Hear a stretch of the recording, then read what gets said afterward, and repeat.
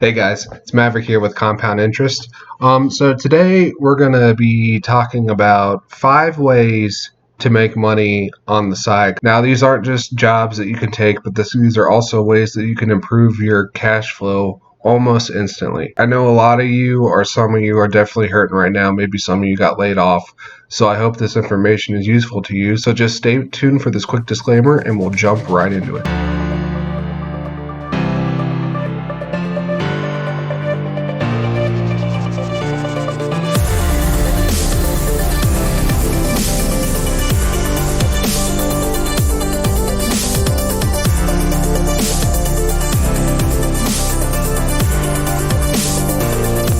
Hey guys, it's Maverick. Welcome back. Today, like I stated, we're going to talk about 5 ways to improve your cash flow. Some of these are going to be jobs, but I'm also going to show the markets real quick a little bit and show you what's been going on over the past week, and also give you some updated statistics about COVID-19 and how quickly this is spreading. From what it looks like from my last video, it jumped from 150,000 or 200,000 cases worldwide to over 350,000 cases worldwide in a week or less than a week, which is pretty crazy. So we'll show those numbers to you real quick where it's at. As of right now, I'm shooting this video on Tuesday the 24th, so this won't post the next Monday, so I'm sure a lot of these numbers and stuff will be outdated by then. But it just gives you an idea, if you follow my videos week to week, how everything is progressing and how quickly it's spiraling exponentially out of control.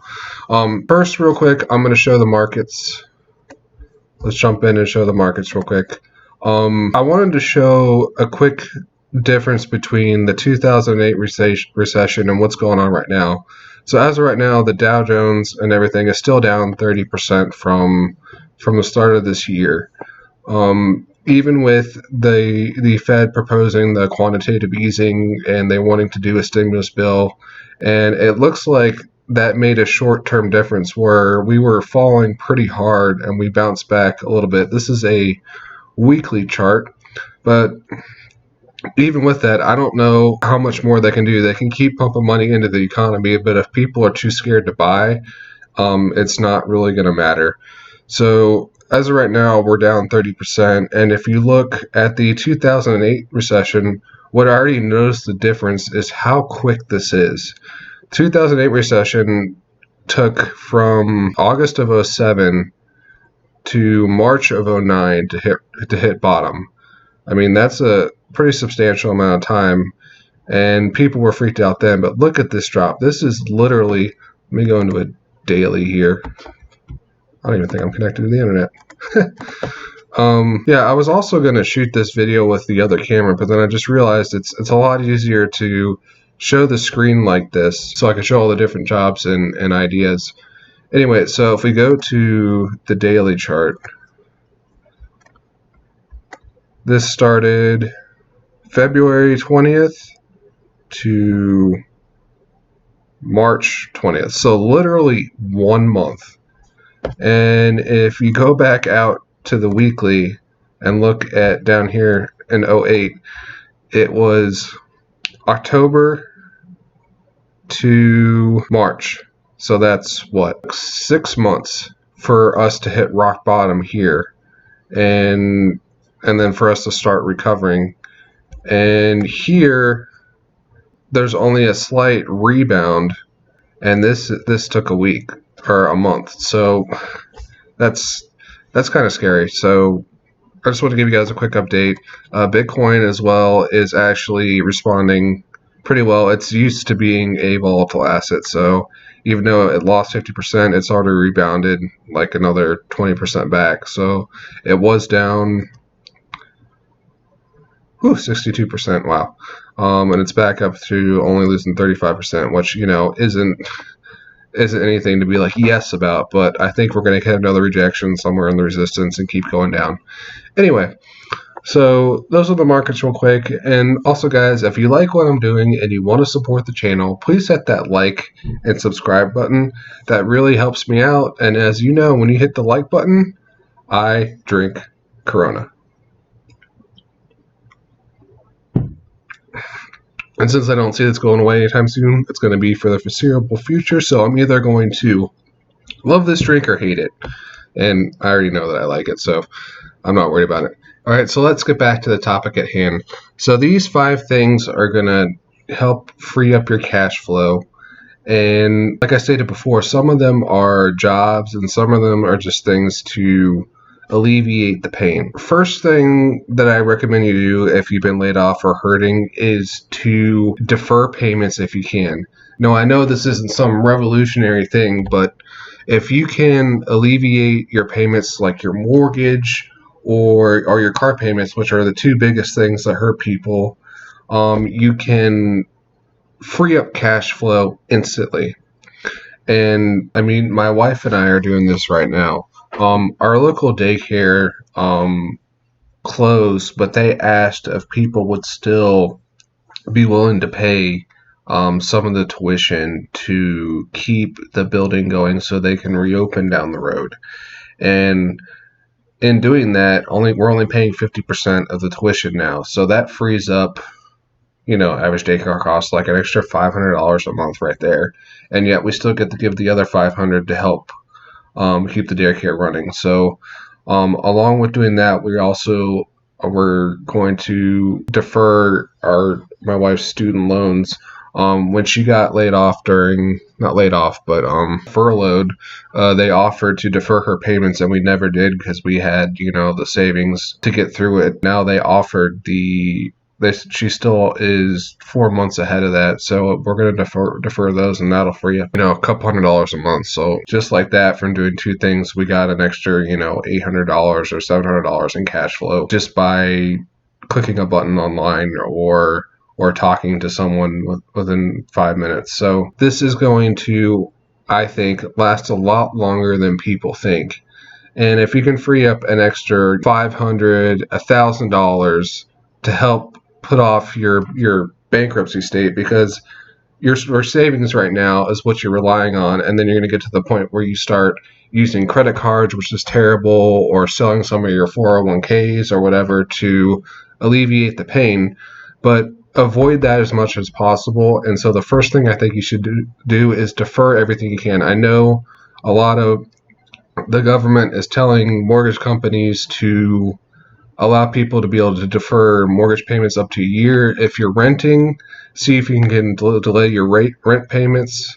If not, then like I stated, you should go and try and defer the payments on your car. The second thing you can do that rolls into this sort of thing is file your tax return, and then use your tax return to either A, pay off debt, which will free up some cash flow, or use it as your emergency fund. Now, depending on what your income is, it may not be the best emergency fund if you only get $500 back, and maybe that's significant for you, or maybe it's not. But if you can pay off a credit card with it and free up that $100 a month payment or something like that, that's going to make a difference. Even if it doesn't keep you from, your mortgage and stuff, it will still help you buy groceries and food, which is essential. So using your tax return would be the second thing I recommend that could free up cash flow. All right, now the third thing you could do, which I've done before, is right here. This is this is my old Antonio's Pizza hat. You can become a delivery driver for a pizza place. If that scares you, maybe you have a Sprinter van and you can deliver packages for Amazon, something along those lines, maybe a 1099 driver that you can pretty much start instantly. Like when I got hired for this job, I got laid off by a job a couple years ago, and I picked up this job within a week instantly, and they hired me, pretty much on the spot. And I got, at least with this company, if you haven't been to Cleveland, Antonio's Pizza is fantastic. It's one of my favorite pizza places. They make fantastic food. It's a little pricey, but it's pretty good. So either doing something like this, some type of delivery service, or if you don't want to work in a setting where you have to deal with people, which I completely understand, you could do something where you deliver packages for Amazon or FedEx, or if you have your own van or something like that, use that to make money with, or transport medical supplies. There's all kinds of 1099 jobs like that you can do. So depending on your risk tolerance, you could decide which route you want to go in terms of delivery. All right, so now we're going to get into stuff that's more remote. All right, so here are some ideas that I would recommend in terms of doing something remotely. Now, I have had experience and have made money doing this. Um, First, we're going to start with online focus groups and surveys. Now, surveys get a bad rep, and some people think that you can't make money with them, but I personally have made hundreds and hundreds of dollars a month doing surveys and online focus groups and recording my screen and testing products. So I'm going to go through a couple companies that I found that pay decently or one of the highest paid ones. Now, keep in mind, if you sign up for these, you still have to qualify for some of these, and a lot of other people might be doing it right now. So stuff might be limited. So I suggest you check a lot of different places. But these are the ones that I've found. User interviews. They do online focus groups, and you can share your opinions one-on-one, or do remote sessions, or join like a Zoom call with a webcam. And depending on what you do, you can see right here, you can test this travel app and get $120, $125 for an hour's worth of work. Or you can do something like share your opinions on streaming services and get $40, or spend 2 weeks doing this one and get $200. So some of them pay a little bit more, some of them pay a little bit less. There's another company right here called Respondent, and they do the same type of thing. They're an online focus group, and you can see how the pay works for some of these projects. I thought this one was interesting. Are you between the ages of 28 and 35 interested in savings and investments? Well, I mean, that's kind of what this channel does. So I could get paid $60 for 40 minutes if I qualified. So these are great little things, and they may be annoying. Like, look at this one. This one's $1,000. Wow, what is this?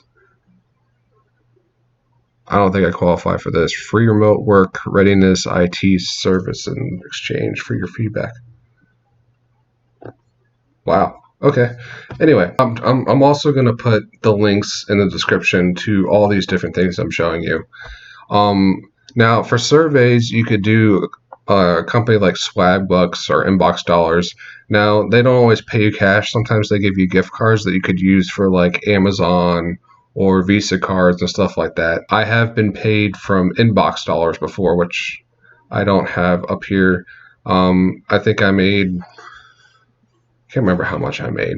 My wife and I did it together, and we competed to see who could make more, and I think we both pulled in, I don't know, $100 or $150 for a month or something like that. But we did a lot of surveys, and it's something that does work. It just doesn't pay a lot, and some of these will pay more than others. Like they say right here, how much will you get paid? Some of them $50, some of them $1. It just depends on the survey. Now, this other company that I've tried before and made money is called User Testing, and I actually find it to be a lot of fun because you can earn up to $60 per test, and what you do is you test websites and products, and you record your screen, and it's either done through the web or through your computer, or you can do it on your phone. And I've made a good $100 a month doing user testing, and their platform is great, and the websites that I have you test are not crappy either. I mean, this has been featured on lots of different places, and now I know for a fact that there's a hard time getting tests for them, and it may be busy right now with everybody being forced to be work at home, but if you can get into this, they pay you through PayPal. They have never not paid me. I've made hundreds of dollars using their platform. The little money that you do make adds up pretty quick, believe it or not. And if you throw in something like a delivery driver and you're deferring your payments and you're doing an online focus group or something like that, you'd be surprised that you could actually recoup a lot of what your job is paying you. Now, the last thing, number 5, a way that you can free up cash flow and make money on the side is through something like App and Butler Hill. Now, they are awesome. I have personally worked with them in the past. They offer contracts for testing social media stuff. So for me, I was a social media tester for App and Butler Hill. And what you do is you can rate some of the content. What you would do is when you get to the home page, like I said, I'm going to link all this below, is you can click on, like I said, I'm going to link all this below. You click on what you want to do. The micro tasks I wouldn't recommend because they only pay anywhere from like $5 to $20 per micro task, and they're hard to qualify for, and they don't come that often. I don't know a lot of transcription or linguistics, so I didn't do that. I did raters. So that'll pull up this page, and what you can do are these jobs right here, and it'll tell you how do you apply, how do you get started, and what the different options are for work. Now I did social media evaluation is what I did. And then you pick your country and you go. And that contract that I had with them lasted, I'm trying to think how long it lasted, 6 to 9 months. With a potential of renewal, and I'm not allowed to disclose how much they paid me because you sign an NDA, because you may do social media testing for Facebook or something, or rating for Facebook or some other company like that, or some project. I'm not saying that's what I did. I'm just saying that they work with big social media companies, and you're not allowed to disclose anything. They will force you to sign an NDA. So what I can show you, though, is Glassdoor. And Glassdoor has a pretty good grasp of what you make. And I'm going to scroll on down here. Social media evaluator, hourly contractor, 14 hours, or $14 an hour. And down here, search engine evaluation, $15 an hour. And from my experience, there's another company like iSoftstone, Leon Bridge, that do the same type of thing, and they pay anywhere generally from $13 to $17 an hour. And the work you can get anywhere from 10 to 20 hours a week, and about 1 to 5 hours a day, depending on which project you're selected for. And I have nothing but good things to say about Appen. They have paid me very well and paid me on time. And as long as you do what you say you're going to do and follow the contract and do everything of that, you won't have a problem. Now, the onboarding process for social media evaluation takes about a week or two. They will make you take a test and make sure you're on good standing and verify who you are and all that stuff. So the onboarding does take about a week to 2 weeks. I think I completed all my stuff in a week. If you're at home and you have nothing else to do, you could probably do it in about a week. But I actually lived off of doing social media evaluation, website testing, and these online focus groups and surveys for about 6 months. I can't remember how much I made. I made a couple $1,000s a month doing all this stuff. So it is possible. It is a lot of work. I will stress it is a lot of work, because unless you're actively doing any of this stuff, you're not going to get paid. None of this is passive. And it does take some time to do surveys, and the online focus groups aren't always going to be at a convenient time. So just keep all that stuff in mind.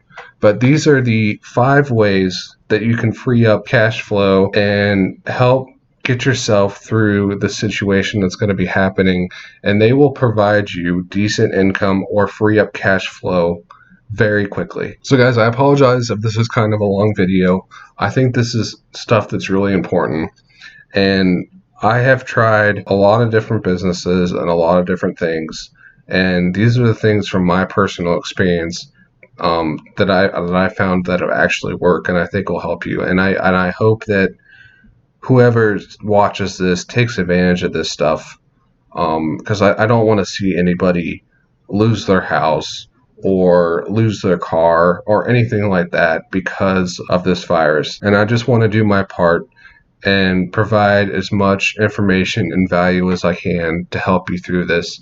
And I'm going to continue to do that over the next couple of weeks. Next week, I'm going to share where I think all this is going to go and how long this is going to go. Like, I'm not big on making predictions because you can't predict anything, but I want to show you what I think is going to happen to the economy, and I have some pretty convincing data. And I don't want to, like I said, I don't want to be an alarmist, but it's not looking good, and I don't think the Fed or the government is going to be able to stop a lot of this, and I think we're going to hurt for years after this all passes. and I think coronavirus will probably be around for the next year. It could revamp or mutate just like the Spanish flu did back in the 1900s. Thanks again for watching. I hope you found this video useful. If you could, please hit the like button and subscribe, because when you do that, I drink Corona.